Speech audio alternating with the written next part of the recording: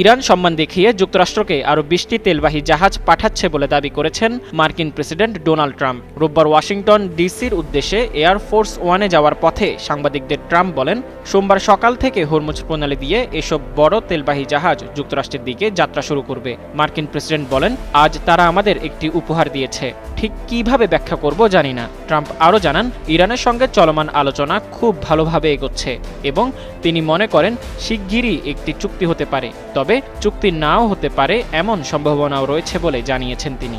President জানান, যুক্তরাষ্ট্র ইরানের সঙ্গে সরাসরি ও পরোক্ষ উভয় ধরনের আলোচনায় চালিয়ে যাচ্ছে। সম্ভাব্য সামরিক পদক্ষেপের বিষয়ে প্রশ্ন করা হলে তিনি বলেন, যুক্তরাষ্ট্রের সামনে অনেক বিকল্প রয়েছে। এর আগে যুক্তরাষ্ট্রের প্রস্তাবিত 15 দফা পরিকল্পনা ইরান প্রত্যাখ্যান করে জানায়, যুদ্ধবিরতি হলে তা তেহরানের শর্ত ও সময়সূচি অনুযায়ী হবে। তবে ট্রাম্পের দাবি, ইরান তার প্রস্তাবের বেশিরভাগ পয়েন্ট মেনে নিয়েছে এবং তাদের আন্তরিকতা প্রমাণের জন্যই এই তেলবাহী জাহাজগুলো পাঠাচ্ছে। এদিকে ট্রাম্পের এই বক্তব্যের বিষয়ে ইরানের পক্ষ থেকে এখনও আনুষ্ঠানিক কোনো প্রতিক্রিয়া পাওয়া যায়নি।